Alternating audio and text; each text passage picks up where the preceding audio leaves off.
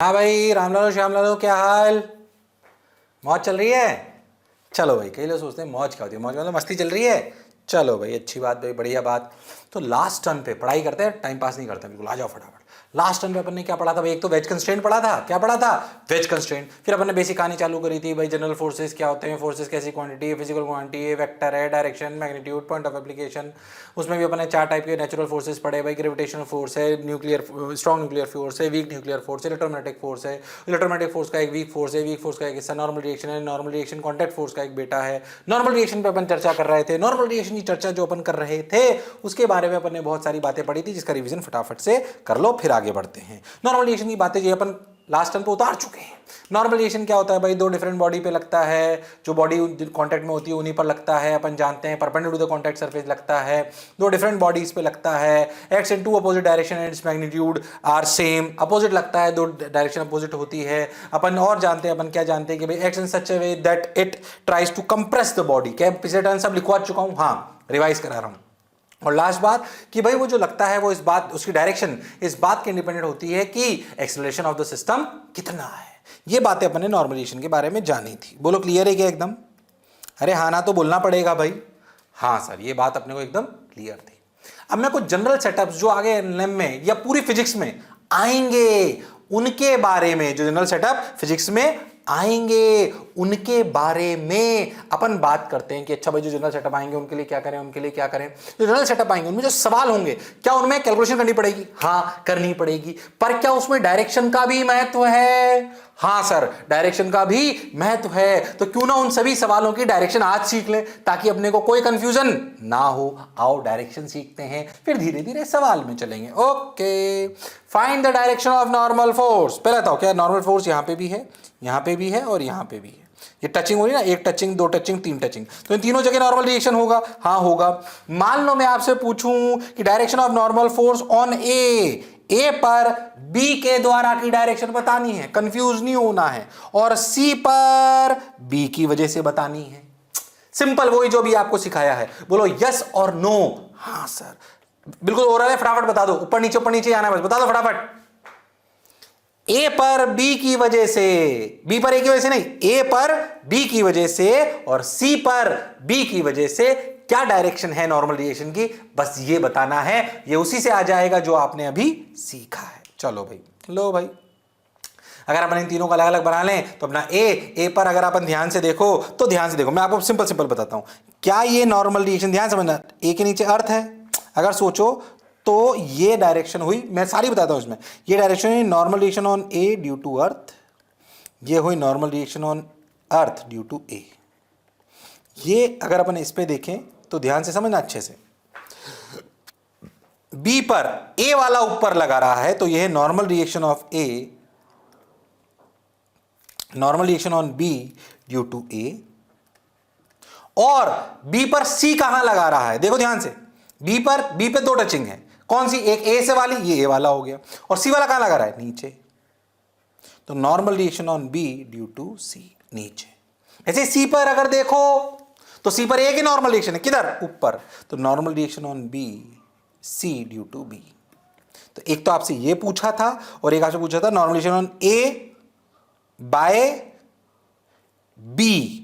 तो normal reaction on A by B, तो earth वाली ए पर क्या एक और फोर्स ऊपर बी से लग रहा है? ये रहा। तो normal reaction on B A due to B. क्या सारी नॉर्मल रिएक्शन आ गई? हाँ सर। ए पर देखो 2 टचिंग है, 1 2, बोलो क्लियर? हाँ, इसलिए 2 फोर्स आएंगे ए पर। ऐसे ही बी पर क्या 2 टचिंग है, इसलिए 2 आ गए। बोलो क्लियर है एकदम? और ये कंफ्यूज मत हो ना, ये NEA अर्थ वाली बनाई है मैंने। ए पर 2 टचिंग है तो 2 आएगा ना, ये हो गया N on A due to B, और ये ऊपर वाला N on A due to E, और ये अर्थ पर N on earth due to A। बोलो क्या बात क्लियर है क्या? हाँ सर, नॉर्मल रिएक्शन आ गई। सिंपल एकदम। कैसे सवाल आएंगे, कर लोगे क्या? अरे कर लोगे क्या? अभी मैं कंफ्यूज मत हो ना, नेट फोर्स डायग्राम नहीं बना रहा हूं, सिर्फ नॉर्मल रिएक्शन डायरेक्शन सिखा रहा हूं। किसी डायरेक्शन सिखा रहा हूं? नॉर्मल रिएक्शन की। अभी एमजी का ही नहीं लगा रहा हूं, अभी एमजी की बात ही नहीं कर रहा हूं, अभी तो सिर्फ नॉर्मल रिएक्शन की डायरेक्शन सीख रहे हैं। नॉर्मल रिएक्शन क्या होता है वो हम समझ गए, उसकी क्या इंपॉर्टेंट पॉइंट है वो हम समझ गए, उसकी डायरेक्शन के बारे में भी बात कर रहे हैं। अभी तो मैग्नीट्यूड पे भी नहीं कर रहे हैं, डायरेक्शन पे चर्चा कर रहे हैं। अरे यस और नो? हाँ सर, बात आपकी समझ आई, आदमी आप अच्छे हो। कई लोग हंस रहे हैं, अच्छा आप और अच्छे आदमी। चल आ जाओ, फालतू की बात नहीं करते हैं। मान लो find the direction normal force acting on the sphere in the given situation. Basically situation ऐसी, ऐसे ऐसे दो दीवार है और उन दो दीवार के बीच में एक ऐसे ये फंसा हुआ है, ये वॉल 1 वॉल 2। बोलो क्लियर। अच्छा तो बताओ नॉर्मलाइजेशन कैसे लगती है। अच्छा क्या कांटेक्ट दो जगह, देखो देखो खुद सोचो पहले नॉर्मलाइजेशन कैसे लगेगी। वॉल 1 के द्वारा बॉल पर और वॉल 2 के द्वारा बॉल पर नॉर्मल रिएक्शन कैसे लगेगी। वॉल 1 द्वारा बॉल पर, वॉल 2 द्वारा बॉल पर। बोलो कैसे लगेगी, बोलो बोलो, अरे बोलो बोलो।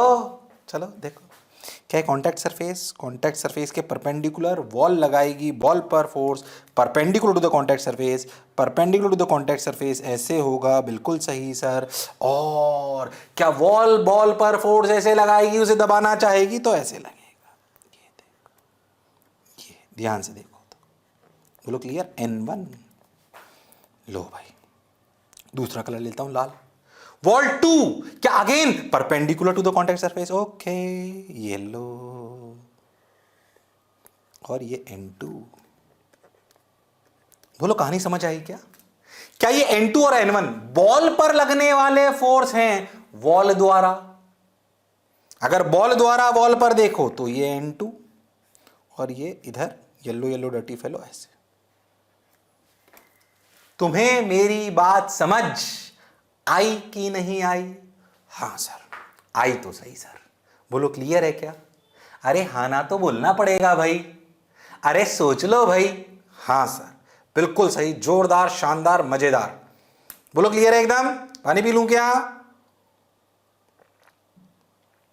P low sir. ओके अब क्या करें। चलो भाई ये हो गया, अब आगे चलते हैं। इसने दिखा दिया N2 N1, ठीक भैया मैं समझ आ गया। अब देखो मान लो, थोड़ा से सीढ़ी को देख के घबराना मत। मान लो कि ऐसे दीवार है, ठीक। मैं कह रहा हूं एक लैडर, लैडर प्रॉब्लम बहुत सारे आएंगे। ऐसे रखिए एक लैडर, ये दिखा रखा ना वो 3D में, ऐसे रखिए लैडर। लैडर समझते हो, सीढ़ी।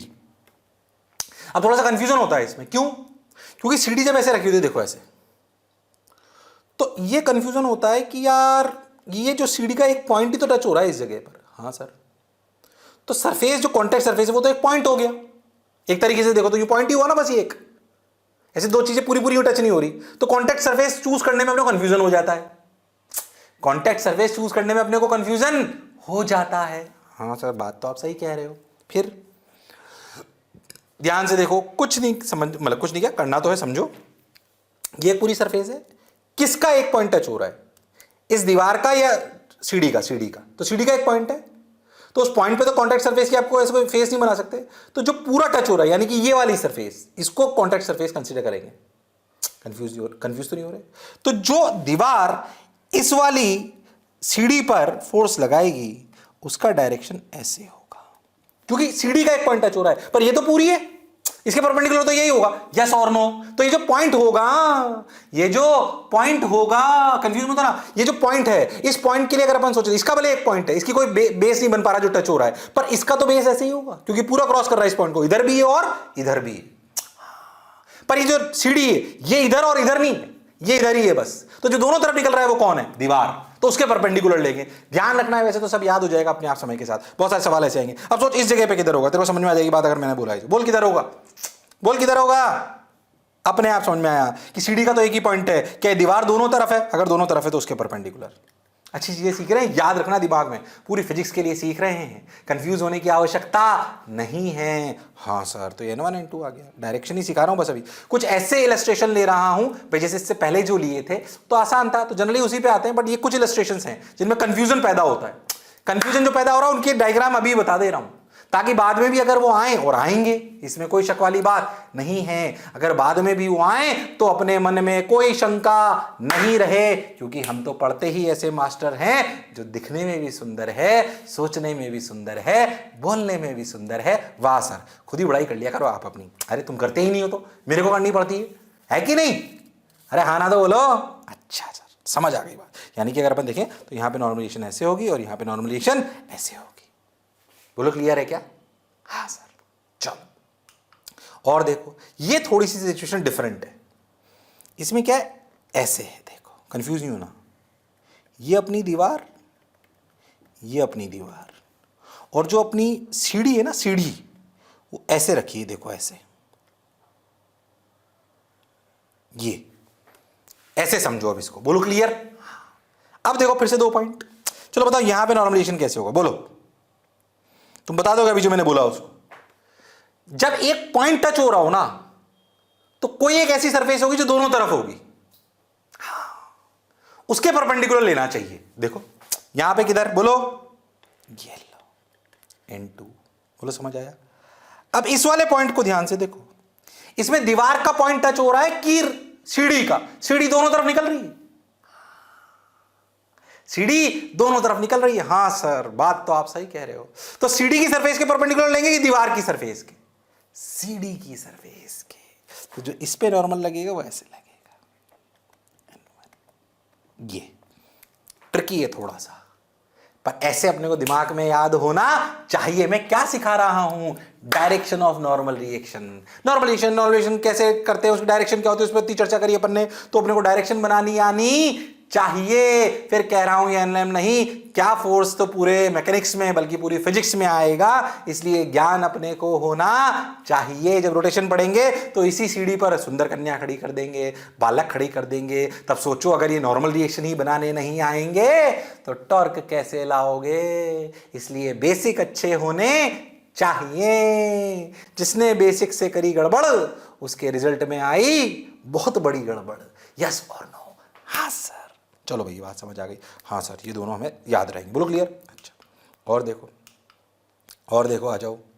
अब मान लो ऐसे एक और सिचुएशन लाता हूं। ये अपनी ऐसे 2 सीढ़ियां हैं, ऐसे 2 सीढ़ी, ऐसे 2, बोलो क्लियर। ये ऐसे ऐसे अपन ने सरफेस ले ली। अब सीढ़ी अपन ने ऐसे ऐसे मिला दी। पत्ते नहीं मिलाते अपन कभी कभी, कार्ड्स खेलते हो तो तुम, है ना। अब सोच, कंफ्यूजन आएगा इसमें। पहली बात यहां पे तो कोई दिक्कत ही नहीं है, ऐसे ऐसे इसमें कोई तकलीफ नहीं। यहां सोचो क्या दोनों पॉइंट टच हो रहे हैं? ऐसा कई बार आ सकता है, ऐसा कंफ्यूजन आ सकता है। दोनों पॉइंट टच हो रहे हैं, अब किसका लूं सर, इसका कि इसका? कुछ नहीं बोल सकते, कुछ नहीं बोल सकते। ऐसे पता नहीं पड़ेगा, ऐसे नहीं पता पड़ेगा। अगर कुछ पता नहीं पड़ रहा डायरेक्शन का तो क्या करें सर? कोई तो डायरेक्शन होगी। अगर कुछ नहीं पता, डायरेक्शन नहीं बता सकते, तो फिर हमेशा सवाल को सॉल्व 2 डायरेक्शन मान के करेंगे, NX और NY। अगर कंफ्यूजन आ जाए कि नहीं पता पड़ रहा है तो सवाल में नॉर्मल की 2 डायरेक्शन मान लें, एक X में और एक Y में, मतलब 2 परपेंडिकुलर डायरेक्शन में नॉर्मल रिएक्शन को कंसीडर कर लें। हालांकि ये अभी नहीं आएगा, बाद में आएगा, टफ सवालों में आएगा, पर अगर कभी आ जाए तो हमें ये गणित समझ में आनी चाहिए, हमें गणित समझ में आनी चाहिए। क्या मेरी बात क्लियर है? अरे हाँ ना तो बोलो। हाँ सर बात समझ आई। अरे पक्का? अरे सोच लो। हाँ सर। चलो एक और दिखाता हूं, ये NX और NY, ठीक है, 2 मान लो आप, ठीक है ना, ऐसे कंफ्यूज नहीं होना बिल्कुल। अब देखो ऐसे, ये जो सवाल मैं आपको दिखा रहा हूं ऐसे रॉड वाले, ये रोटेशन में आएंगे, पर अभी सीख लो। मान लो एक रॉड ऐसे, इस पे अपन एक कील ठोक दे, टक, तो एक कील भी क्या इस रॉड पे नॉर्मल रिएक्शन ही लगाई? पर कैसे लगाई? हॉरिजॉन्टल, वर्टिकल, या कैसे भी लगा सकती है, क्योंकि कील जो लगी वो तो चारों तरफ से टच हो गई ना किसके। अगर आपने सोचो ऐसे, अभी हालांकि बहुत ज्यादा नहीं, पर समझ लो, मान लो कि अपने रॉड उस पर कील ठोक दी, तो कील उससे किधर टच है? कील को सोचो, कील तो चारों तरफ से टच है, तो हॉरिजॉन्टल वर्टिकल कैसे? इसको भी हम जज नहीं कर सकते, तो उसकी भी 2 डायरेक्शन मान लेते हैं, ऐसे NX और NY। तू बोलेगा कि सर NX NY आपने टेढ़ा टेढ़ा क्यों माना? मैं तो हॉरिजॉन्टल वर्टिकल मानूंगा। मान ले, कोई दिक्कत नहीं है, पर बाद में आपको समझ में आएगा कि जनरली एक रॉड की तरफ होना चाहिए और एक रॉड के परपेंडिकुलर होना चाहिए, उससे सवाल की कैलकुलेशन आसान होती है, इसलिए अभी वैसे बताया। हालांकि बहुत बाद में आएगा, पर दिमाग में थोड़ा सेट रखो। अभी तो तुम्हारा काम जो पहले 2-3 सवाल थे उन्हीं से हो जाएगा सब, ये तो बहुत बात की कहानी है।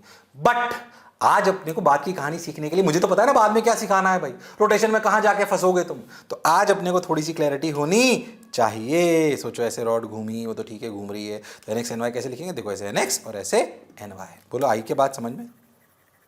लो भाई बोलो क्लियर है? अरे हाँ ना बोल। तो अगर कंफ्यूजन हो जाए तो डायरेक्शन एक की 2, अगर कंफ्यूजन हो तो फिर दोनों मान लो।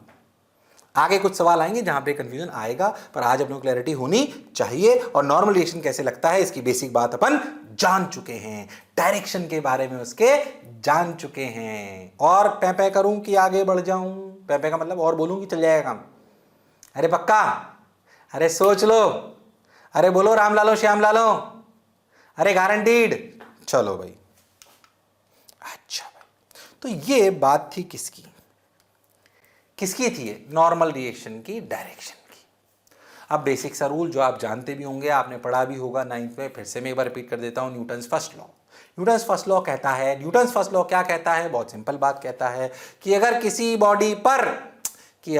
बॉडी पर नेट फोर्स जीरो हो जाए, सारे फोर्स जीरो हो जाए, ये नहीं बोल रहा, क्या हो जाए? नेट फोर्स, मतलब मैं इधर से भी 2 यूनिट लगाऊं, इधर से भी 2 यूनिट लगाऊं और नेट जीरो हो जाए, या मैं 4-5 ऐसे लगाऊं कि नेट जीरो हो जाए। अगर किसी बॉडी पर सोच के देखो नेट फोर्स जीरो हो जाए, तो तुमने जो अभी तक पढ़ा है उसके हिसाब से एक्सेलरेशन क्या हो जाएगा? जीरो।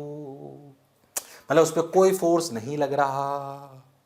अच्छा, इसका मतलब चीज रुक जाएगी? नहीं, ऐसा कोई कॉन्सेप्ट नहीं है। ऐसा जनरली बच्चे सोचते हैं नेट फोर्स जीरो मतलब चीज रुकी हुई है, या नेट फोर्स जीरो मतलब चीज रुक जाएगी। ऐसा नहीं, ये कोई रूल नहीं है। मान लो कि नेट फोर्स जीरो है, और कोई पीछे आगे सुनो, ध्यान समझो। मान लो कि नेट फोर्स जीरो है और कोई बॉडी ऐसे चल रही है 10 मीटर पर सेकंड से, फ्रिक्शन वगैरह कुछ नहीं है, कोई बॉडी ऐसे चल रही है 10 मीटर पर सेकंड से, इसमें नेट फोर्स जीरो है, तो ये बॉडी रुक जाएगी या चलती रहेगी? जीवन भर चलती रहेगी, कोई फोर्स है ही नहीं। तो जो ये कर रही थी वो ये करती रहेगी। It remains in the same state of motion. If net force on a body is zero, body is at rest. ये गलत स्टेटमेंट है। अगर कोई आपसे बोले if net force on a body is zero, it means body is at rest. अगर कोई आपसे बोले कि F net equal to zero implies body is at rest, ये कोई जरूरी नहीं है। ऐसा हो सकता है, जैसे मान लो कि एक ब्लॉक ऐसे रखा हुआ है, रेस्ट पर है, तो उस पर नेट फोर्स भी अगर जीरो है तो जीरो ही, वो रेस्ट पर ही रहेगा। पर अगर सोचो किसी ने उसको 10 मीटर पर सेकंड रफ्तार दी थी, अब नेट फोर्स जीरो है, तो इसे 10 मीटर पर सेकंड को कौन चेंज करेगा? कोई नहीं चेंज करेगा, कोई है ही नहीं, इसे कोई रोक ही नहीं रहा। अरे रोकने के लिए भी तो बल लगाना पड़ेगा, यस और नो? तो फर्स्ट लॉ ने कहा कि if net force on a body is zero implies acceleration zero, then it will remain in rest if it was in rest, then it will remain in rest if it was in rest, or move with the constant velocity if it was doing so। समझना इस बात को कि अगर कोई body constant रफ्तार से चल रही थी और उस पर नेट फोर्स जीरो है तो वो रुकेगी नहीं, वो ही करती रहेगी। और अगर वो रेस्ट पर थी तो वो रेस्ट पर ही रहेगी। ठीक, तो अपने मन से बस एक बात निकालो, नेट फोर्स जीरो मतलब बॉडी इज एट रेस्ट। ये जरूरी नहीं है, it is not compulsory। if net force is zero, implies if the body is at rest, it remains at rest। if the body is moving with constant velocity, it will end up doing the same। मतलब वो अपने आप में कोई बदलाव नहीं करेगी। बोलो क्लियर? यही फर्स्ट लॉ है। इसको इनर्शिया के टर्म्स में भी पढ़ा जाता है, मैं अभी बता दूंगा, पर ये कोई ऐसी रॉकेट साइंस नहीं है जो मैंने आपको बोला। सिंपल है, उतार लो, दिमाग में सेट रखना, परेशान होने की जरूरत नहीं है। इनर्शिया के टर्म्स में क्या बोलते हैं वो भी मैं अभी बता दूंगा आपको। ये फर्स्ट डेफिनेशन समझ लो, आप ऐसा समझो। बोलो क्लियर है? बेसिक बात ये कि भाई नेट फोर्स जीरो है। नेट फोर्स जीरो होता है तो क्या होता है, उस पर चर्चा हो रही है। अगर किसी बॉडी पर नेट फोर्स जीरो है तो क्या होगा, चर्चा उस पर हो रही है। अगर किसी बॉडी पर नेट फोर्स जीरो है तो क्या होगा, चर्चा उस पर हो रही है। क्या मेरी बात क्लियर है? हाँ सर, बिल्कुल बढ़िया। तो उतार लो फटाफट, रफ्तार तेज नोट्स लिखा रहा हूं एक तरीके से। राम लालो श्याम लालो उतार लो, शर्माओ मत। जिसने की शर्म उसका है नंबर कम, फटाफट फटाफट। हाँ भाई हाँ भाई, उतार लो उतार लो, टाइम दे रहा हूं 30 सेकेंड्स और। यार मैं सोच रहा हूं नई घड़ी खरीद लूं, ये पुरानी हो गई अब। क्या कहते हो तुम लोग, खरीद लूं क्या? कौन सी, डिजिटल?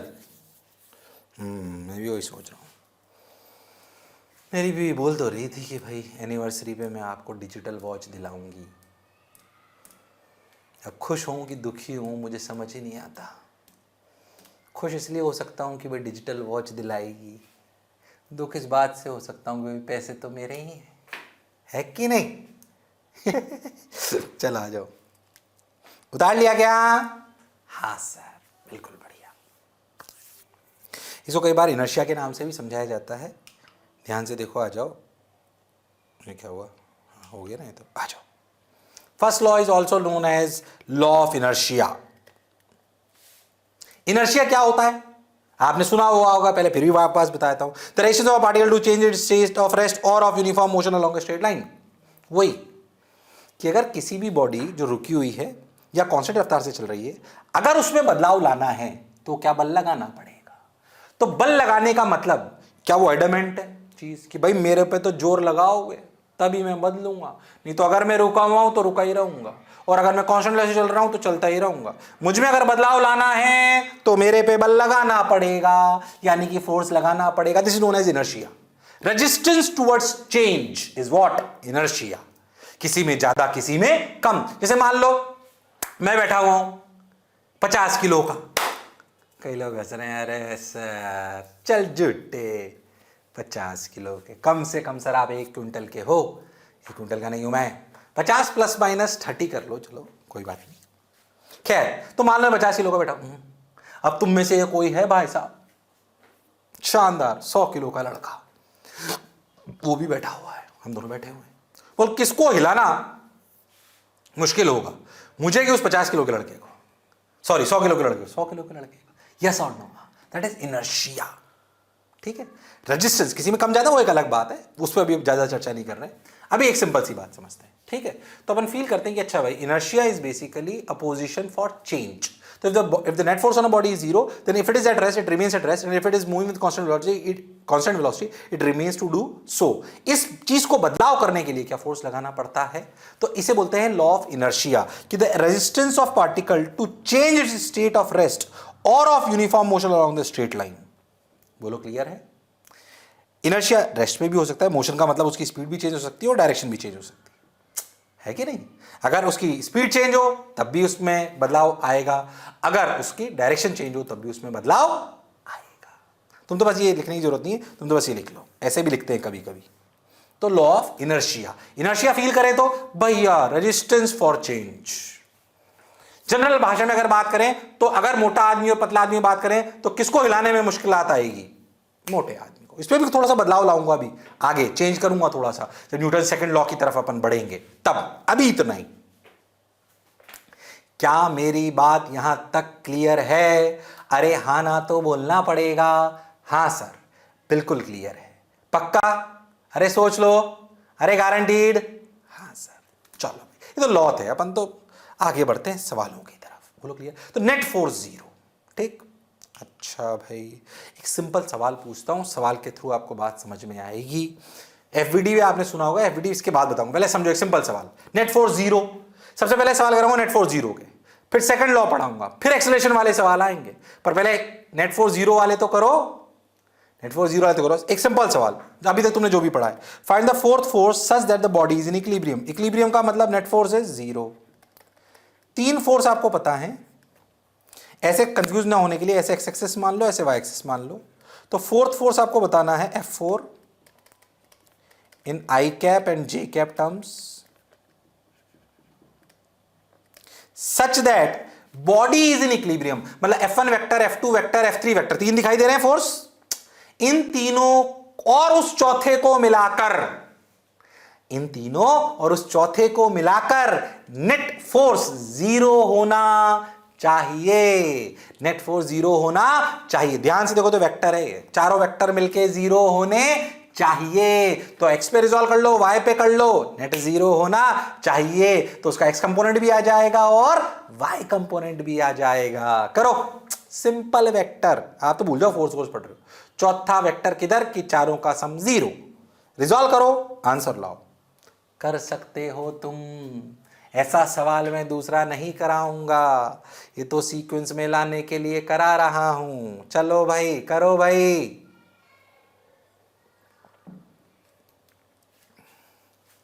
करो करो करो करो। अरे हाँ भाई कर सकते हो।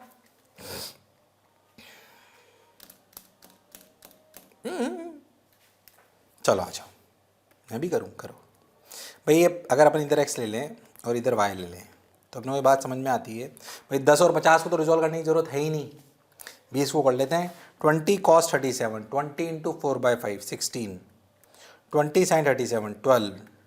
ओके, तो ध्यान से देखो तो इधर x में कितना बच गया, x में देखो तो इधर बचा 16 और इधर हुआ 10, तो नेट इधर कितना बचा 6, और ऊपर 12 और नीचे 50, तो इधर नीचे कितना बचा 38।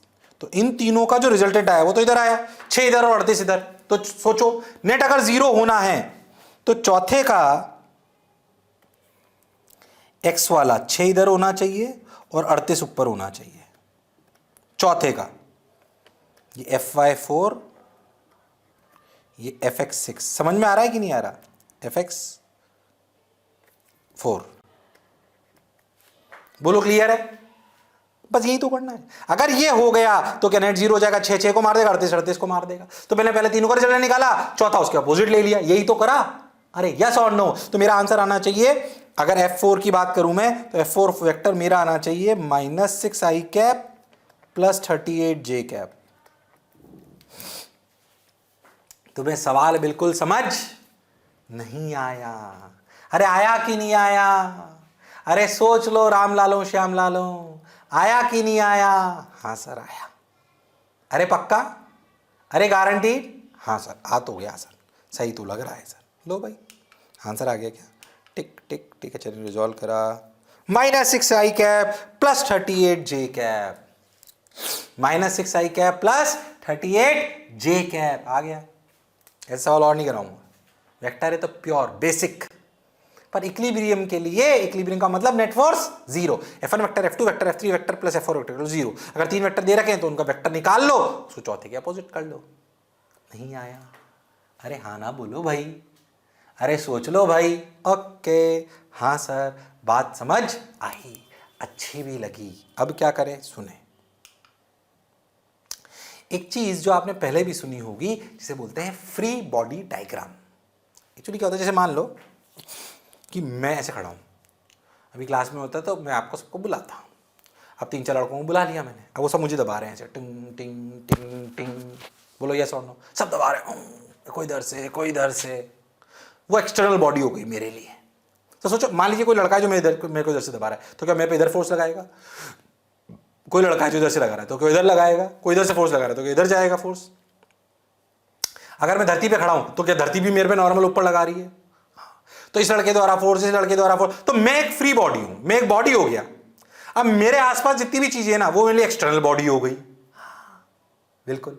तो वो जो बॉडीज एक्सटर्नल है, ये लड़का ये लड़का ये लड़का, धरती, सब, वो कोई भी हो सकता है, कोई ट्रेन हो सकती है, कोई ट्रक हो सकता है, कुछ भी। मेरे अलावा जो भी एक्सटर्नल बॉडीज हैं, क्या वो मुझ पे दबाव या फोर्स लगा सकती हैं? हाँ। उन सब फोर्सेस को अगर आप मेरी बॉडी पर दिखा दो तो क्या मेरी बॉडी पर लगने वाले सारे फोर्सेस आ जाएंगे? तभी क्या मेरी बॉडी चल रही है, नहीं चल रही है, क्या एक्सेलरेशन से चल रही है, रुकी हुई है, बैठेगी, जो भी क्या होगा उस बॉडी के साथ, क्या आप तभी फिजिक्स के बारे में उसकी बात कर पाओगे? हाँ बिल्कुल सही। तो जब ऐसे डायग्राम बनाते हैं कि we consider a body, we consider it as a body, ठीक है, we consider a body and we identify all the external agents to it, and whatever the forces by these external agents, we show it to the body, show within the diagram of the body, then this diagram is known as free body diagram.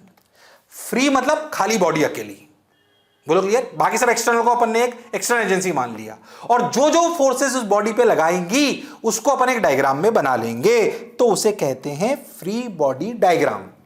ये अंग्रेजी definition तो उतार ही लेना, इसको feel करो। क्या करते हैं फ्री बॉडी डायग्राम में? चाहो तो हिंदी में लिख लो, क्या लिखोगे सुनो। फ्री बॉडी डायग्राम का मतलब एक कोई भी चीज को कंसीडर कर लो, उसके अलावा बाकी सबको एक्सटर्नल मान लो, वो सारी चीजें सब टोटल मिलाकर उस बॉडी पर जो फोर्सेस लगा रही हैं उनको बना लो। वो जो डायग्राम कहलाएगा वो कहलाएगा फ्री बॉडी डायग्राम।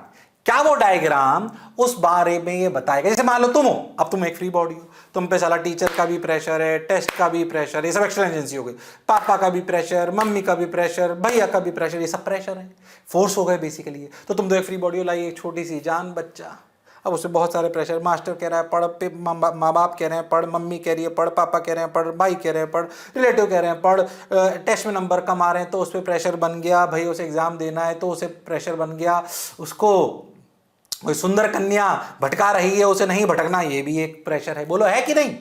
बहुत बढ़िया। तो ये ऐसे जो बाकी सभी बाहरी चीजों से जो एक बॉडी पर फोर्स लगता है उसका जो अपन डायग्राम बनाते हैं उसे सिंपली कहते हैं फ्री बॉडी डायग्राम। डरना मत कि एफबीडी एफबीडी, इसे शॉर्ट फॉर्म में क्या बोलते हैं? FBD, free body diagram. क्या free body diagram shows all the external forces systematically on a body which we have considered. मान लीजिए 10 बॉडी रखी है, पर 13 से मान लीजिए कि अपन ऐसे ब्लॉक रखें, टक टक टक, 3 ब्लॉक ए बी सी। मैं तेरे से बोलूं कि भैया बी के लिए कौन कौन एक्सटर्नल एजेंसी है, तो तेरे लिए 3 एजेंसी है उसके लिए एक्सटर्नल, कौन? ए सी और अर्थ। यस और नो? ए सी और अर्थ। अब सोच, हाँ बोल क्लियर? तो इस पे क्या तीनों की वजह से फोर्सेस जो होंगे वो बना दो, और बना दोगे तो बात बन जाएगी। यस और नो?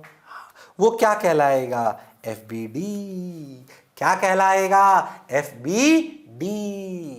अच्छा सर, बात समझ आई सर, बोलो क्लियर? अब जैसे जैसे प्रैक्टिस करेंगे, जैसे जैसे आगे बढ़ेंगे, आपको ये कहानी बहुत अच्छे से समझ आती जाएगी। बोलो क्लियर? लिख लो एफबीडी। और जो मैं डेफिनेशन लिखाई है, मतलब जो मैंने हिंदी में बोला है ना, उसे भी लिख सकते हो कि भाई कोई भी एक बहुत सारी बॉडी में से एक बॉडी कंसिडर कर लो, उसके अलावा जितनी भी चीज़ें हैं जो उस पर फोर्स लगा सकती हैं उनको एक्सटर्नल मान लो, उस बॉडी पर उन सभी के द्वारा लगाए गए फोर्स को सिस्टमेटिकली बना लो, वो डायग्राम जो बनेगा उसे कहते हैं फ्री बॉडी डायग्राम। सिंपल। बोलो क्लियर? इस पर और मैं करूं कि क्लियर है? बोलो क्लियर है क्या मेरे लालों?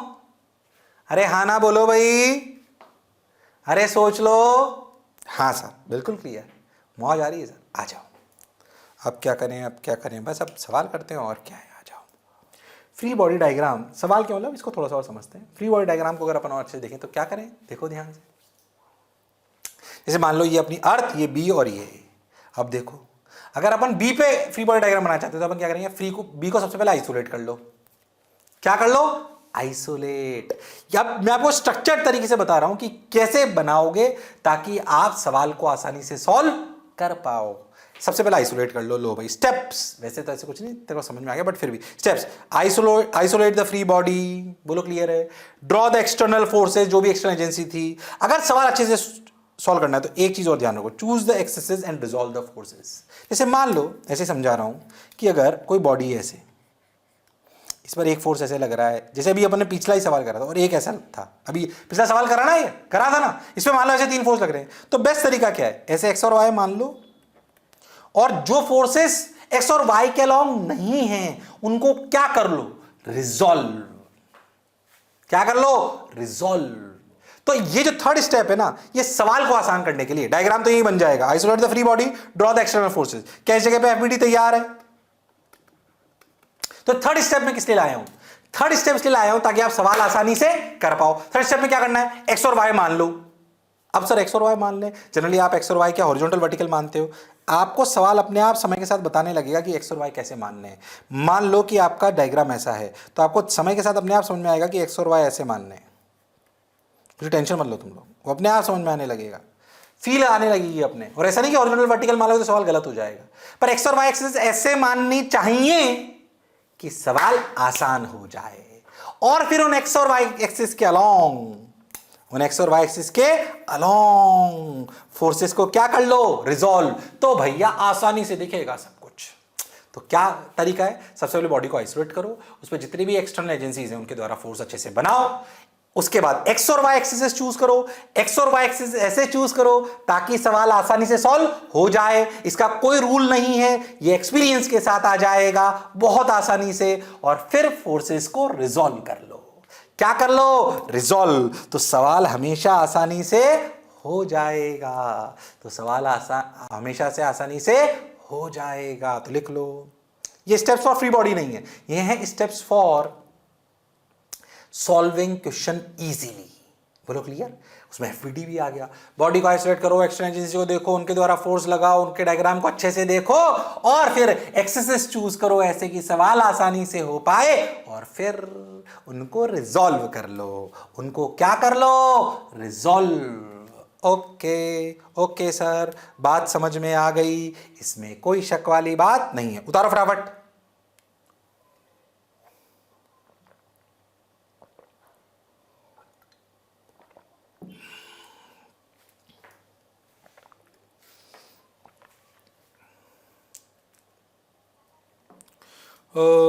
उतार लिया क्या? उतार लिया क्या? यार मैं वापस मोटा हो रहा हूँ, मुझे ऐसा लग रहा है। क्या कहते हो तुम? है ना? अब देखो तुम थोड़े दिन रुक जाओ। ये क्या, मैं थोड़ा सा इसलिए बड़ा रखा है ताकि मैं तुम्हें सर्कुलर मोशन बढ़ा पाऊँ। क्या कहते हो यार, है कि नहीं? अभी देखना तुम, उसके बाद देखना रोटेशन आते आते 6 पैक आएंगे, देखना तुम। खैर पैक तो अभी भी है, सिंगल पैक है बस। वो क्या, ज़्यादा एक्सरसाइज कर ली ना मैंने। हाँ भाई, आ जाओ आ जाओ आ जाओ आ जाओ आ जाओ। हो गया क्या? अरे सोच लो। चलो भाई, अब जो अपन ने करा उसको अच्छे से समझते हैं। आओ कि अपना ABC इसको थोड़ा फील करते हैं एनिमेशन के through. Isolate the free body, पहली स्टेप। लो भाई, आइसोलेट कर लिया। क्या इसमें दो एक्सटर्नल एजेंसी है, ए और अर्थ। अब अर्थ पे ध्यान से सुनना। अर्थ ए पर कौन सा फोर्स, अर्थ बी पर कौन सा फोर्स लगाएगी? नॉर्मल रिएक्शन की ग्रेविटेशनल की? दोनों दोनों। टच होने की वजह से तो नॉर्मल रिएक्शन लगाएगी, हाँ। और अर्थ दोनों लगाती है भाई। अर्थ में ध्यान रखना है थोड़ा सा, अर्थ दोनों लगा सकती। क्यों भाई? अर्थ एक तो लगाएगी टच होने की वजह से नॉर्मल रिएक्शन, यस सर, ठीक। और दूसरा वो लगाएगी कौन सा? ग्रेविटेशनल, जो कौन सा है? mg। mg कहां लगता है? नीचे, बिल्कुल सही। तो और ए की लगाएगी कौन सा? टच करने वाला। देखो, ड्रॉ द एक्सटर्नल फोर्सेस। देखो एक्सटर्नल फोर्सेस ये किसकी वजह से? mg। किसकी वजह से? अर्थ की वजह से, ग्रेविटेशनल फोर्स। ये कौन सा? नॉर्मल। किसकी वजह से? Due to earth again. हाँ, तो अर्थ दो फोर्स लगाए भैया, कंफ्यूज मत होना, बिल्कुल कंफ्यूज होने की जरूरत नहीं है। अच्छा, और तीसरा ए द्वारा बी पर, ए द्वारा बी पर हम कंप्रेस करने के लिए लगाएगा, परपेंडिकुलर टू कॉन्टैक्ट सरफेस लगाएगा, मतलब नीचे लगाएगा, तो N on B due to A. इसके अलावा और कोई फोर्स है क्या? नहीं। तो तीनों फोर्स हैं, ये तीनों फोर्स हैं।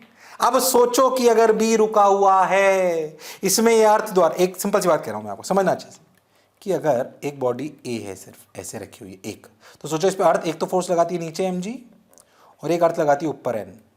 अगर ये सिर्फ अकेला ब्लॉक है और ये रेस्ट पर है, तो क्या इसकी एफबीडी सिंपली ऐसे बनेगी, ऊपर n नीचे mg, बस यही बनेगी।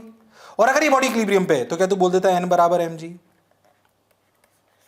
पर सोच, अगर ए एक और ब्लॉक ऊपर रखा हुआ है तो फिर ये अर्थ द्वारा जो n लग रहा है ये mg के बराबर हो ऐसा जरूरी नहीं है, बल्कि ध्यान से देख, ये n किसके बराबर है? mg प्लस normal reaction due to B at A. तो अर्थ जो हमेशा ब्लॉक पर फोर्स लगाती हुआ है नॉर्मल, वो हमेशा mg हो ऐसा जरूरी नहीं है, वो तो वो अकेला रखा होता है तब होती है। बाकी कहानी ऐसे समझ आनी चाहिए। अगर नेट फोर्स 0 तो फिर ऐसा बनेगा, इसीलिए पहले एफबीडी बनाना आना चाहिए। एफबीडी बनाना आएगा, अरे तभी तो आपको इक्वेट करना आएगा, इसलिए जरूरी है। क्या कहानी थोड़ी थोड़ी समझ आई? हाँ सर, समझ तो आई सर, मजा भी आ रहा है सर। बस अब उसने थर्ड स्टेप होती है रिजॉल्व द फोर्सेस। इस पर्टिकुलर सवाल में रिजॉल्व करने की कोई जरूरत नहीं है, तीनों एक ही लाइन में हैं। अगर होते तो कर लेते। तो resolve the forces, choose the exercise and resolve the forces. Resolve करने की इस वाले पर्टिकुलर सवाल में कोई जरूरत नहीं है, अगर होती तो करते। क्या पिक्चर एकदम क्लियर है? अरे हाँ ना तो बोलना पड़ेगा भाई। हाँ सर, बात समझ आ गई, समझ में आई बात? अरे पक्का? तो क्या normal action always exerted by the earth on the block is mg? नहीं, ऐसा कोई जरूरी नहीं है। देख, कुछ अलग भी हो सकता है। क्या इसमें mg प्लस nba है? अभी एक सवाल कराऊंगा तुझे, कहानी समझ आएगी, तुझसे ही कराऊंगा, बिल्कुल परेशान होने की आवश्यकता नहीं है। आ जाओ भाई, आ जाओ भाई। ओ, लो भाई, क्या करें क्या करें क्या करें? देखो भाई, देखो भाई, आ जाओ। सवाल करें एक? आ जाओ सवाल करते हैं। ये हो गया, ये हो गया, ये हो गया। Find the normal force acting on 10 kg block by the floor beneath if the system is in equilibrium. अभी हम जितने सवाल करेंगे सब इक्विलिब्रियम क्या करेंगे, क्योंकि हम न्यूटन फर्स्ट लॉ पढ़ रहे हैं जिसमें सभी बॉडी इक्विलिब्रियम में है, सभी बॉडी इक्विलिब्रियम में है, तो उन पे नेट फोर्स सब मिलाकर जीरो है, मतलब इधर का फोर्स उधर का फोर्स सब डायरेक्शन के फोर्स बराबर होने, मतलब इक्वेट होने चाहिए। उसने बोला कि बताओ 10 kg, find out the force, normal force acting on the 10 kg block by the floor, मतलब ये धरती 10 kg पर कितना फोर्स लगा रही है। अच्छा, तो सबसे पहले क्या 10 kg का एफबीडी बनाना चाहिए। 10 kg के लिए अर्थ लगाएगी ग्रेविटेशनल फोर्स mg, g की वैल्यू 10, और 4 kg लगाएगा 10 kg पर, और अर्थ भी लगाएगी नॉर्मल ऊपर, क्योंकि अर्थ दो लगाती है, एक ग्रेविटेशन वाला और एक नॉर्मल रिएक्शन वाला। हाँ सर, तो चालू हो जाते हैं, आ जाओ। देखो भाई, इसने तीनों का अलग अलग कर दिया। हो ये 10 kg पे नीचे लगा 100। N1 किसकी वजह से, N1 क्या है, अगर ध्यान सोचो तो N1 is basically N on 10 due to earth. N1 क्या है, normal reaction on 10 kg block due to earth. N2 क्या है, N2 है force on 10 due to 4 kg। Yes और नो? हाँ सर। अब सोच, तुझे निकालना क्या है, N1। अगर इक्विलिब्रियम की बात करी जाए तो क्या ऊपर वाला, रिजॉल्व करने की कोई जरूरत नहीं, क्या ऊपर वाला बराबर नीचे वाला, क्या N1 बराबर 100 प्लस N2, पर भाई N1 निकालने के लिए तो N2 पता होना चाहिए, पर N2 तो 4 kg पर है। चलो 4 kg का भी एफबीडी बना लेते हैं, सवाल भी तो सॉल्व करना है। अच्छा चलो 4 kg का बना लेते हैं, आ जाओ आ जाओ आ जाओ आ जाओ आ जाओ, 4 kg का बना लो। ओहो, 4 kg पे अर्थ क्या ग्रेविटी लगाएगी, कंफ्यूज मत हो ना बिल्कुल। अर्थ का gravitational force mg 40 into n। Sir 4 kg तो अर्थ से अटैच ही नहीं है, तो mg क्यों लगेगा। mg फोर्स अर्थ पर आप टच करो या ना करो, mg तो लगेगा, पर अर्थ द्वारा नॉर्मल रिएक्शन तब ही लगेगा जब आप उसे टच हो। क्या 4 kg अर्थ से टच है, नहीं, तो अर्थ उस पर नॉर्मल रिएक्शन नहीं लगाएगी। अरे पर 10 kg तो टच है, तो ये N2 जो है, क्या ये 10 kg पर, सॉरी 4 kg पर फोर्स है 10 kg की वजह से, और ये N2 क्या वो ही था जो 4 kg पे 10 kg पर था, तो क्या ये दोनों बराबर होने चाहिए। इसका रिवर्स लगा लिया, बोलो क्लियर। तो N3 क्या है, N3 क्या है, अरे N3 है 2 kg द्वारा 4 kg पर फोर्स। क्या 2 kg वाला 4 kg पर फोर्स नीचे लगाएगा, और 4 kg वाला 2 kg पर क्या ऊपर लगाएगा। हाँ सर, चलो भाई, अब फिर से रिजॉल्व करो, रिजॉल्व करने की जरूरत नहीं है, फिर से इक्विलिब्रियम होना चाहिए। तो क्या N2 equal to N3 plus 40। अरे यार, N1 निकालने के लिए N2 निकालना था, N2 निकालने के लिए अब N3 निकालना पड़ेगा। अच्छा तो निकाल लो, N3 पे आ जाओ। ओ हो 2 kg का एफबीडी बनाओ। 2 kg पर क्या ग्रेविटेशनल फोर्स लगेगा, हाँ सर वो तो लगेगा 20, और क्या 2 kg पर 4 kg भी फोर्स लगाएगा, किधर, ऊपर। बिल्कुल सही, डायरेक्शन बहुत बार बता चुका हूं, पहले से कर रहा हूं। N3, क्या N3 की वैल्यू आ गई 20, हाँ सर। ओहो, N3 जैसे ही आया 20, क्या N2 आ गया 60, हाँ सर। N2 जैसे आया 60, क्या N1 आया 160। ओहो सर, सारी नॉर्मल रिएक्शन ही आ गई अपने पास। तो ये तो आपने एक पूछी थी, मैंने तो सब निकाल दी। बोलो समझ आया कि नहीं आया, अरे आया कि नहीं आया, बिल्कुल आया सर। बोलो फील आई, क्या एफबीडी बनाने का महत्व भी समझ आया, हाँ सर आया। कैसे बेसिक से करते हैं क्या वो भी समझ आया। फिर मैं कह रहा हूं ऐसा सवाल कोई जेईई में आए कोई गारंटी नहीं है, या किसी कॉम्पिटिटिव एग्जामिनेशन में आए ऐसा कोई जरूरी नहीं है। जेईई में आए, नीट में आए, किसी में आए ऐसा कोई जरूरी नहीं है, या किसी बहुत बेसिक एग्जाम इंजीनियरिंग में आ जाए ऐसा भी जरूरी नहीं है। पर ये है बहुत जरूरी, इसे कॉम्पिटेटिव एग्जामिनेशन के लिए बेसिक अपने क्लियर होने चाहिए। चलो भाई अब क्या करें, अब क्या करें। अच्छा ठीक भाई, ये हो गया। अच्छा तू देख, जैसे ऐसा कभी एक के ऊपर एक आ जाए ना तो डायरेक्ट समझ में आएगा। देख ये 10 kg है ना, ऐसे शॉर्ट ट्रिक बता रहा हूँ। ये 10 kg, 10 kg के ऊपर कितना, 4 और 2 6, तो टोटल कितना हो गया 16 kg। तो देख अर्थ कितना फोर्स लगाएगी, 16 kg का 160 न्यूटन। सोच यहाँ पे कितना होगा, सोच इसके ऊपर कितना है, 4 और 2 6, तो यहाँ कितना होगा देख 60, देख 60 आया। यहाँ पे कितना, सिर्फ एक ही ऊपर है कितना 20। तो ये जो एक एक के ऊपर एक एक के ऊपर रखे होते हैं ना, तो आसान होते हैं। मैंने पूरी फील करके बताई, पर क्या आसानी से कर सकते हैं?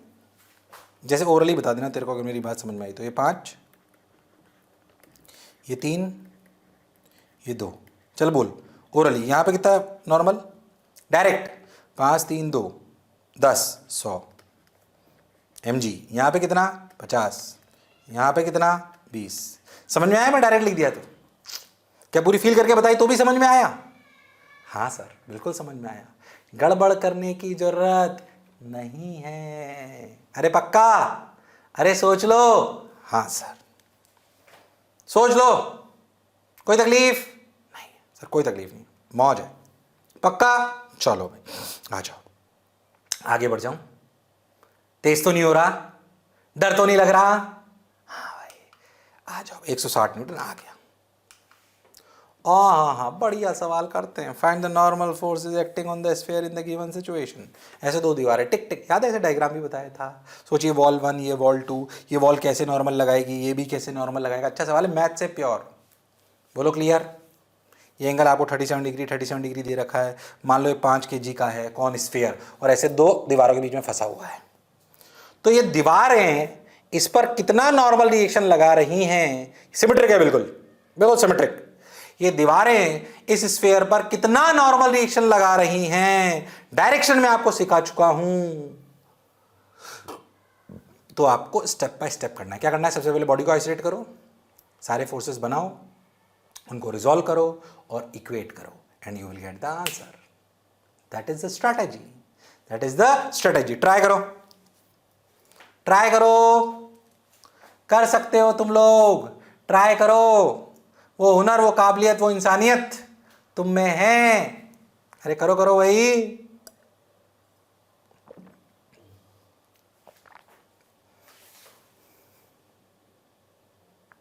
थोड़ी सी कैलकुलेशन है पर तू कर सकता है, वो हुनर वो काबिलियत तेरे में है। हाँ भाई हाँ भाई हाँ भाई कर सकता है। अरे शर्माओ मत, जिसने की श्रम उसके आए नंबर कम। चलो चलो चलो चलो, आ जाओ भाई आ जाओ भाई।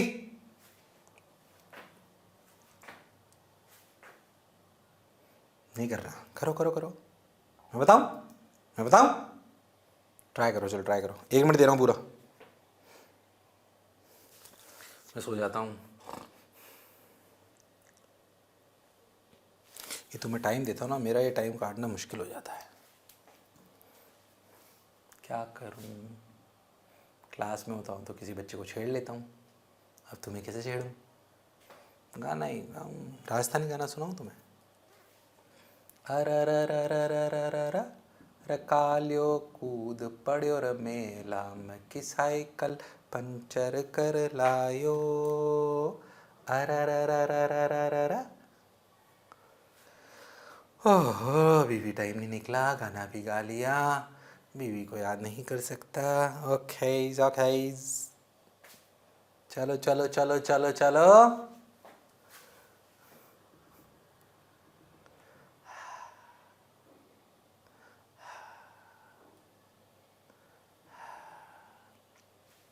हाँ भाई हाँ भाई हाँ भाई, टाइम अप।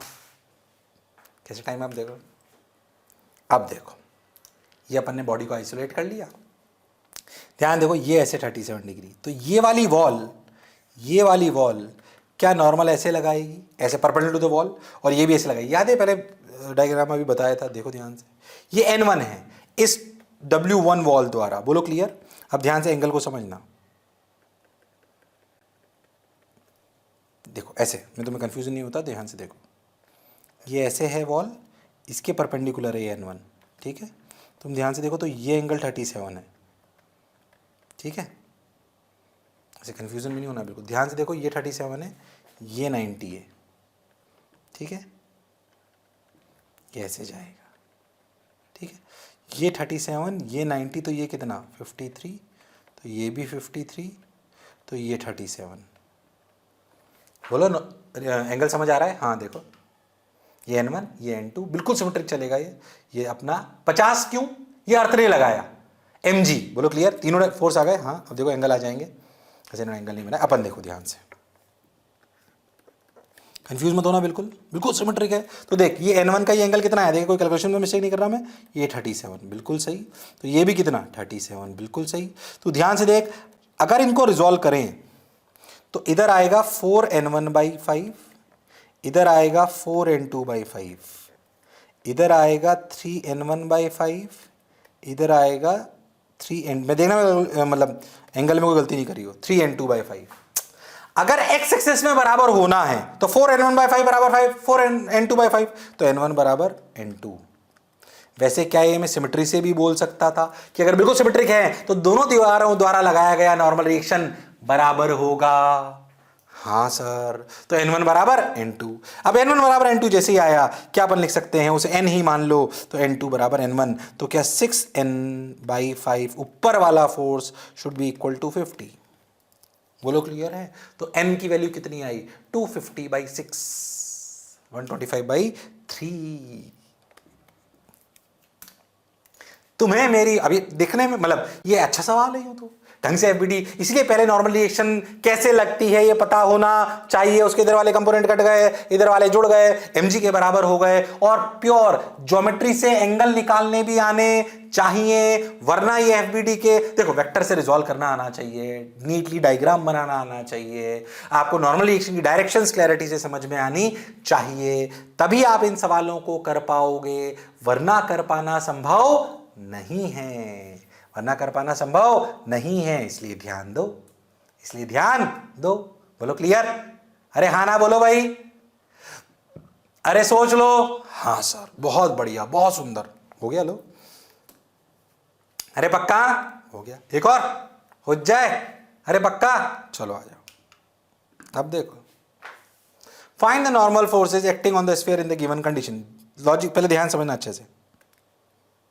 देखो ये आपका गोला, हाँ सर ये अपना गोला, ये गोला का रेडियस कितना है 5, तो टोटल डायमीटर कितना हो गया 10। अभी दो दीवारें हैं, ये दो दीवारें हैं, ये दो दीवारें हैं, अरे यस और नो, हाँ सर दीवारें हैं। इन दोनों दीवारों के एंड पॉइंट्स उस पर टच हो रहे हैं, कॉर्नर्स, ठीक, अच्छा सर कॉर्नर टच हो रहे हैं। अब कॉर्नर वाली बात एक समझाई थी मैंने आपको, कंफ्यूज मत होना, वो 6 मीटर की दूरी पे, तो ये पूरा पूरा गोला इसमें फंसेगा तो नहीं, ऐसे अटक जाएगा। अब मेरा पहला सवाल है कि ये नॉर्मल रिएक्शन कैसे लगेंगे इस जगह पे, जो कॉन्सेप्ट बताया था, एक का तो कोना है और गोले का दोनों तरफ वाली सरफेस है।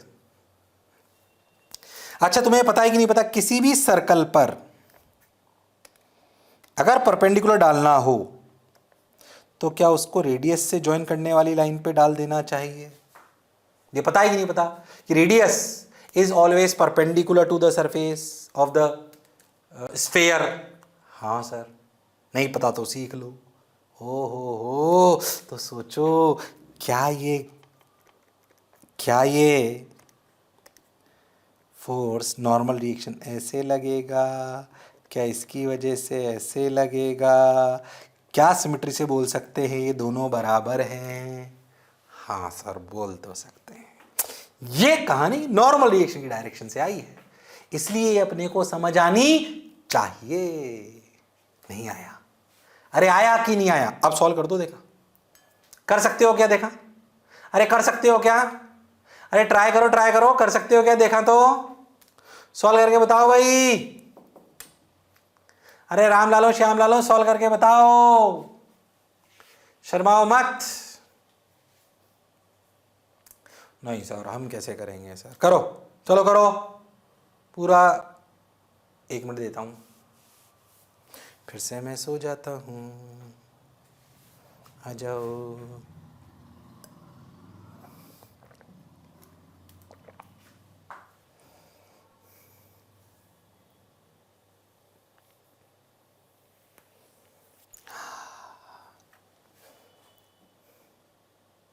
करो करो करो करो करो, शर्माओ मत, करो।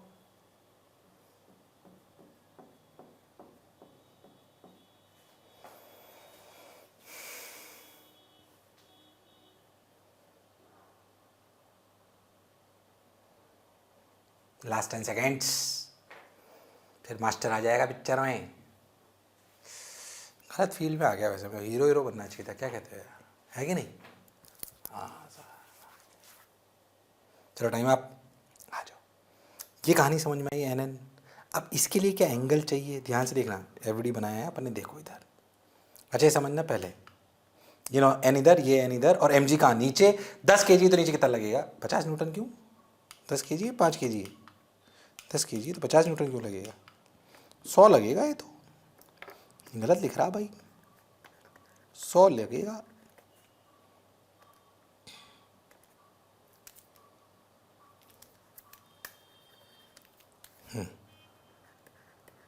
ठीक, अब एंगल समझो।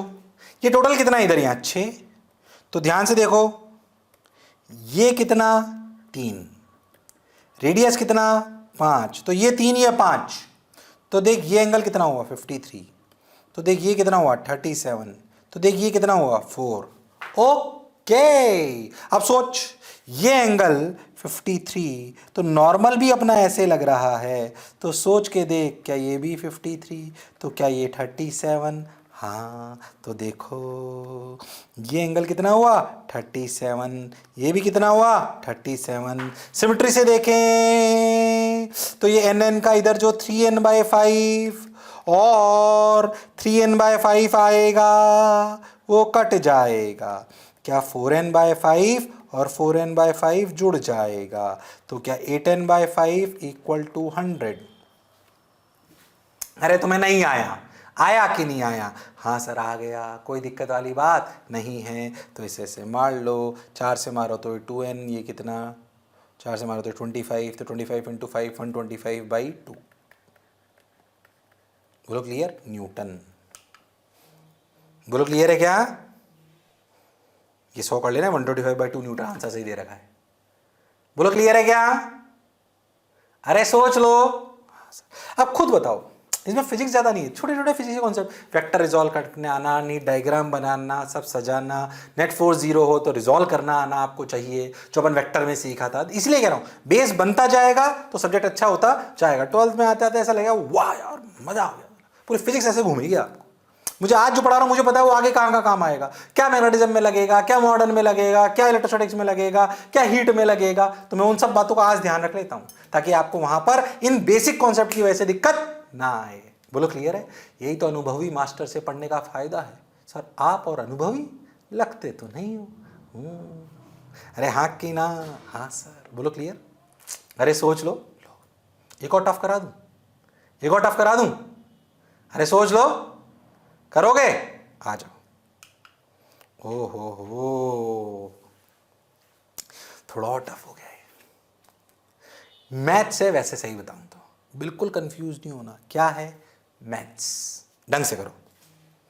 ऐसे एक वेज है, उस वेज में एक गोला रख दिया और एक और इंक्लाइन प्लेन फंसा दिया ऐसे, ये 30 डिग्री, ये 30 डिग्री, और ये 1 मीटर और ये 5 kg। Find the normal forces acting on the sphere. ध्यान से देखो, कौन सा नॉर्मल फोर्सेस कौन लगाएंगे? एक तो ये वॉल और एक ये वेज, तो W1 W2। ये जो इस पे नॉर्मल एक्शंस लगाएंगी ये सिमेट्रिक नहीं है, तो ये नॉर्मल एक्शन बराबर होंगी ऐसा जरूरी नहीं है। ढंग से डायग्राम बनाना आना चाहिए, ढंग से डायग्राम बनाना आना चाहिए। बताओ W1 W2 बताओ बताओ बताओ, बता सकते हो तुम लोग?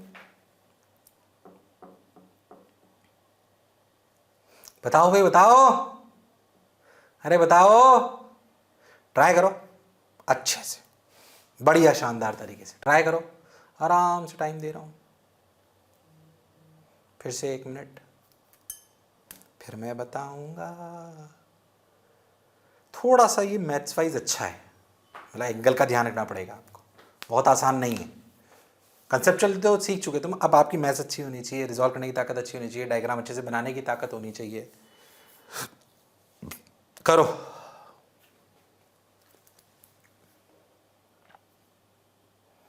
करो करो दांत खुजलिया होगा, रिंग को रखना याद, आ जाओ।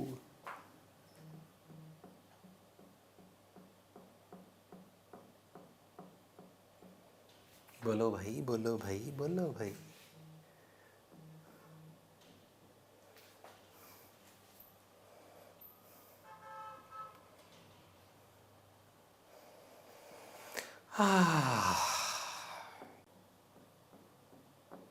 पता नहीं आज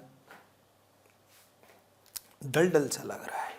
स्केल ओके। मैं तो तुम्हें पिटाई भी नहीं लगा सकता ना। बेटा होमवर्क नहीं करोगे ना तो एड्रेस लेके घर आ जाऊंगा मैं तुम्हारे घर आ जाऊंगा तो मेरा मतलब घर में तो कुछ नहीं दोगे ना मेरे को। ये बोलोगे आप कौन, ऐसा तो नहीं है, सोच लो। ओके चलो अब देखो फ्री बॉडी बनाते हैं अच्छे से। ये देखो यहाँ गया, सबसे पहले वॉल को देखो, वेज को देखो। क्या वेज N1 क्या है? Normal reaction on the block due to N1। इसके एंगल को अच्छे से समझ लेना अभी से ही, ध्यान से देखो। ये ऐसे N1 है तो अच्छे समझो, ये ऐसे, ये ऐसे, ये 30 तो ये 60 तो ये 30 तो ये 30 तो ये भी 30। कंफ्यूज होने की जरूरत नहीं है, एंगल पे ध्यान दे दें। बोलो क्लियर। ऐसे वॉल को देखो, वॉल का टोटल एंगल कितना है? 60। वॉल का टोटल एंगल कितना है? 60। अब देखना ऐसे कंफ्यूज नहीं होना बिल्कुल। ये 60 है ना, एंगल दिखा रहा हूँ, ये देखो ऐसे 60 है ये, ठीक है, ये 60 है। तो अपन इसको ऐसे बना लो चाहो तो, ये ऐसे अपना नॉर्मल है ना, ये 90 है अपना, ठीक है, ये अपना 90 है। तो आप इसको ऐसे चाहो तो ऐसे बना लो, देखो ये ऐसे, ये 60 तो ये कितना, ये कितना 30 तो ये कितना 60। तो ये जो नॉर्मल एंगल बनाएगा इस वर्टिकल से ये 60 होगा, ऐसे यहाँ से 30 होगा। बोलो एंगल क्लियर समझ में आ रहे हैं क्या? अरे हाँ ना बोलना पड़ेगा भाई, अरे पक्का? हाँ सर। अब इनको अच्छा एक और फोर्स क्या लगेगा इस पे, ये मैंने अलग करके इसलिए बताया ताकि आप एंगल्स को समझ पाओ। अब ध्यान से देखो, इस पे एक तो N2 लगेगा, N2 is the force by जो इधर वाली वॉल है, N1 जो वेज है, और अब एक और mg लगेगा, मास कितना 5 kg तो यानी 50। तो अब FBD देखो, बोलो समझ में आ गया? देखो एंगल को पीछे देखो, ये जो मैंने बनाया था, बोलो क्लियर है? ये वर्टिकल से 60 बना रहा है N2 और ये N1 बना रहा है 30। बोलो ये समझ में आ गया एकदम? हाँ सर। अब FBD देख लो, ये N2 ये N1 और ये 50, ये N2 N1 और ये 50। अब देखो एक्स और वाई एक्सिस ऐसे ले ली तो रिजॉल्व करना आना चाहिए। 50 को रिजॉल्व करने की जरूरत नहीं है, तो सोचो N2 इधर आएगा N2 cos 60, cos 60 की वैल्यू 1/2, इधर आएगा N2 sin 60, sin 60 के लिए √3/2, तो N2 √3/2 बिल्कुल सही। इधर N1 का इधर कंपोनेंट आएगा N1 sin 30 मतलब N1/2, और इधर आएगा N1 cos 30, N1 √3/2। हॉरिजॉन्टल से बराबर होना चाहिए, यानी कि N2 √3/2 is equals to N1/2, यानी कि N1 equal to √3N2। Okay, एक रिलेशन आ गया। वर्टिकल में बराबर होना चाहिए। ऊपर है N1 √3/2 equal to N2/2 plus 50। बोलो क्लियर है क्या? हाँ सर बिल्कुल सही है। ध्यान से देखो तो इस 100 को लिख सकते हो, 50 को लिख सकते हो 100/2, 2 ने 2 को मार दिया। N1 को लिख सकते हो √3N2, तो ये आ जाएगा √3N2, तो ये आ जाएगा 3N2 equal to N2 plus 100, यानी कि आएगा 2N2 इक्वल टू 100, यानी कि N2 की देखना कैलकुलेशन में गड़बड़ नहीं करूँ, N2 के लिए आई 50 तो N1 की वैल्यू आई 50√3। अब तो मैथ्स है, देख ले आंसर मैच कर गया क्या? हाँ भाई बिल्कुल कर गया। N2 50, N1 50√3, pure calculation, pure calculation.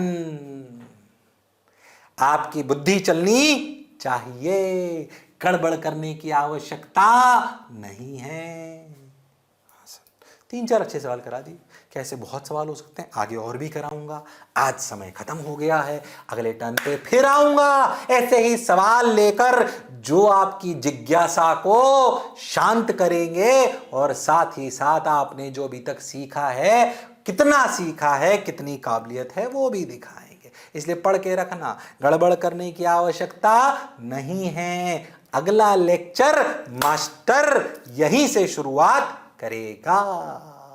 तो मुझे सुनने के लिए बहुत बहुत धन्यवाद। पढ़ते रहिए, लड़ते रहिए, समझते रहिए। Thank you, bye bye.